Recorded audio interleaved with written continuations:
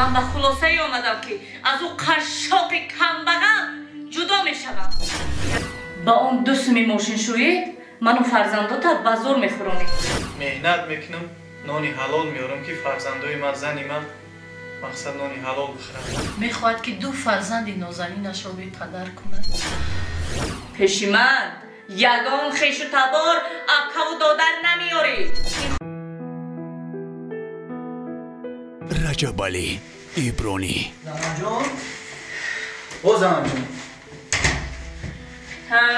من کار میرم برای بگر یکان چی اومدن که مقصد قشلا مهمون میایم. چه خیلی مهمون؟ چه خیلی یکان چی تیار کنم؟ قشلا زنگ زدن خیش تبارا می اومده هستن برادرها رفیقا می اومده هستن یک شبه مهمون میشون. چی کاری داشتن همین شهرده انا جای خال نداشته هستن به همین خاطر زنگ زدن که خانه داد یک شبه مهمون شیم. زنک جان هم مرا آموده که خوب که تیار که یک خیش تبار میایم اونگه که خانه فلانی رفته مهمون داریمون نکرد. با اون دو سومی ماشین شویی منو فرزنداتا بازار میخورونی. باز چه خیلی مهمون؟ شهر پوری مهمون خانه. روان در یکو مهمون خانه خواب کنم. اینجا جای مهمونای تو نیست. مهمون پیمون نیارمانده.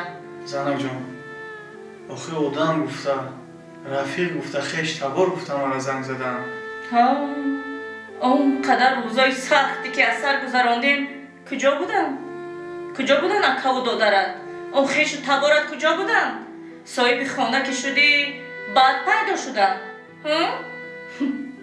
پشیمند یگان خیش و تبار اکا و دادر نمیاری. این خانه به اونا را مهمان خانه نیست. روند کجایی که میروند. تمام خیش و تبار نه پیدا شدن خیش و تبارش بمره.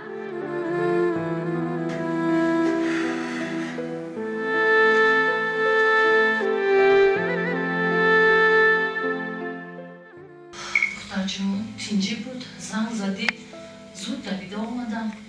از کجا تینجی ها چه؟ از روز که گرفتم امروز خوب میشه و زندگی پگاه خوب میشه و زندگی بیزار شدم از این طاقت کردن. همسایه ها را بینن هر روز یک نوگانی در خونهشان کورپای نو قالین نوی خونه ما را بینید همینم قالین شد همینم کورپا شد. هر روز نوگانی ها در خونهشان کانسنری نو من چی؟ این را بینید همینم زندگی همینم رفتار در این سال و زمان همین قدی که زندگی میکنن. خلادینی که مردم بینن من یک ماه میشود در خونم گوشت نیست اوقاتم گوشت ندارد. در خانه شما گل میخوردم گل میپوشیدم. این چگونه زندگی است آچه؟ شما مرا با چی امید و آرزوها کلام کردید؟ طاقت کن زندگی خوب میشود. چه خیلی طاقت کنم؟ دختر جان آچه زندگی پستی و بلندی دارد. انسان باید در پستیش هم تو بیارد و در بلندیش هم. جونیو چه من صاحب خانه شده من خانه تونم تعمیر کردید زیبا آهسته همش می شود.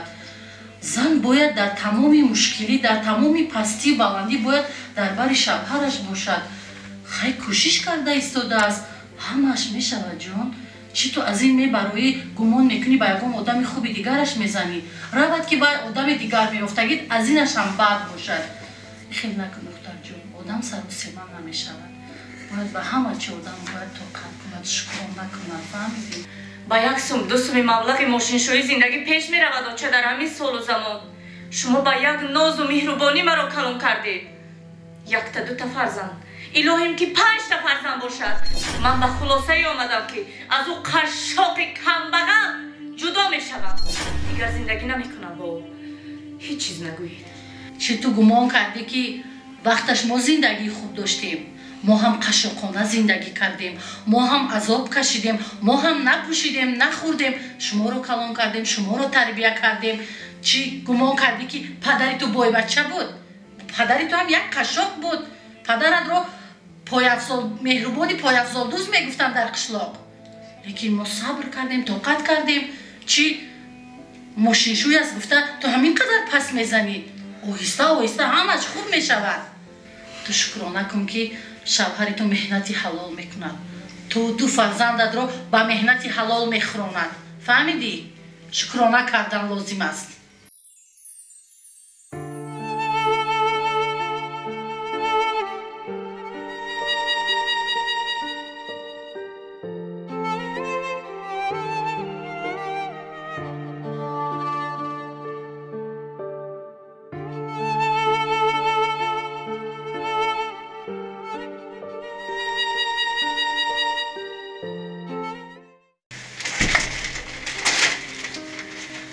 Занакҷон?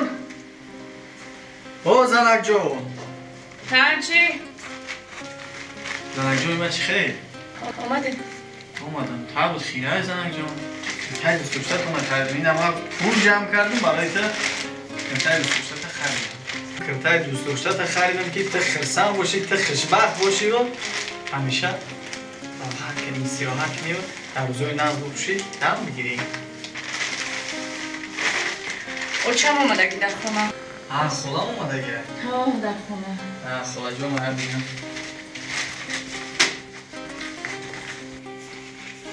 ассалому алайкум холаҷони ман. ассалому алайкум.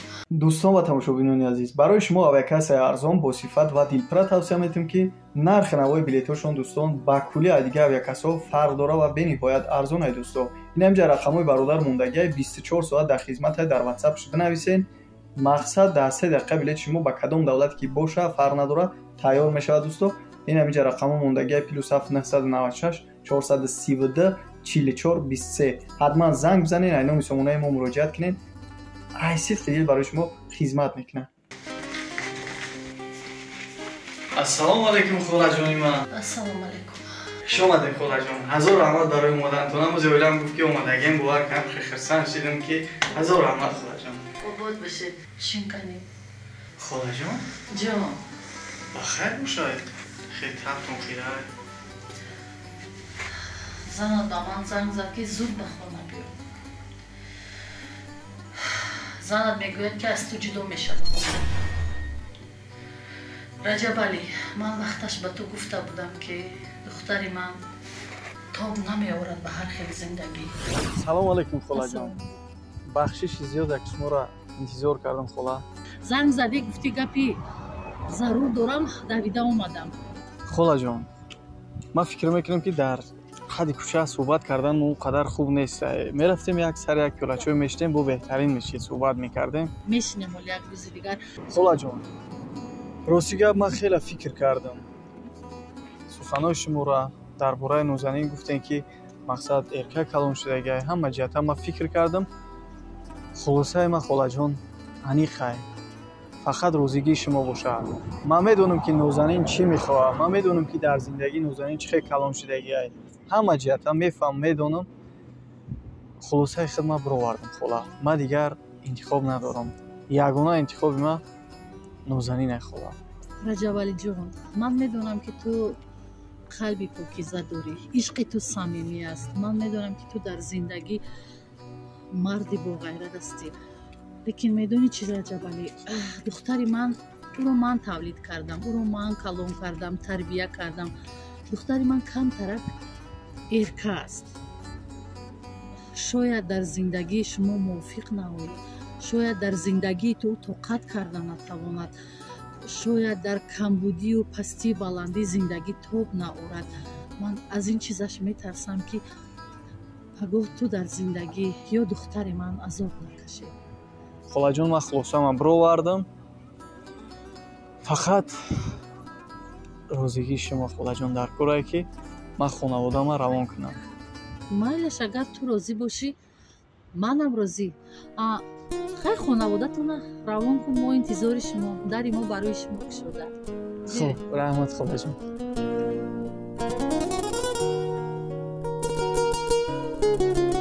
хай хонаводатона равон кун, мо интизори шумо, дари мо барои шумо кушода. раҷабалӣ, духтарамро ман таваллуд кардам, ман тарбия кардам, ман калон кардам. вале намедонам ки барои чӣ ин қадар духтари ношукр аст, барои чӣ ба қадри меҳнату заҳмати ту намерасад. ман намедонам. мегӯяд ки ман ҷудо мешавам, мехоҳад ки ду фарзанди нозанинашро бепадар кунад, ятим кунад. ман дигар намедонам. ман ҳамаашро ба ту гуфта будам ку раҷабалӣ, духтари ман тоб намеорад ба ҳар хел зиндагӣ. медонӣ, дилам барои меҳнати ҳалоли ту месӯзад ки ту меҳнати ҳалол мекуниву зану фарзандонатро мехӯронӣ. вале духтари ман ба қадри меҳнати ту намерасад. холаҷон, рости гап ман чӣ гуфтам ман намедонам. мо бояд шукргузор бошем холаҷон. хона надоштем, соҳиби хона шидем. фарзандор набудем, худоро шукр соҳиби ду фарзанди нозанин шидем. Инсонҳо орзу мекунанд ки чунин фарзандҳои нозанин дошта бошанд. Инсонҳо орзу мекунанд ки як кулбаи хуб дошта бошанд, дар зери кулбашон зиндагии хуб дошта бошанд. Ман мошина бушум холаҷон, хитон медонем ки меҳнати ҳалол мекунам, дуздӣ намекунам, хона як каса намезанам, хона як каса вайрон намекунам. Меҳнат мекунам, нони ҳалол меорам ки фарзандои ман, зани ман мақсад нони ҳалол бихӯрад. Медонӣ холаҷон, ман бо тамоми ҳастим, бо тамоми вуҷудам, бо тамоми қувваву нерӯм барои хушбахтии занам имрӯз меҷангам, меҳнат мекунам. Не ки имрӯз бубин, зани ношукри ман даст ба замона дода бо ман меҷангад. Оилаи маро пароканда карданияй, оилаи маро вайрон карданияй. Занак, фаромӯш накун, ман ҳеҷ маҳал ду фарзанди нозанин ман ятим карданӣ нестам. Ду фарзанди нозанин ман муҳтоҷи рӯи дари янга, муҳтоҷи рӯи дари хола, муҳтоҷи рӯи амаки дигару дигар карданӣ нестам. Занак, мефаҳмӣ? Меҳнат мекунам, номус мекунам, нанг мекунам. Не ки зиндагима пароканда намекунам, зиндагима вайрон намекунам. Мефаҳмӣ занак?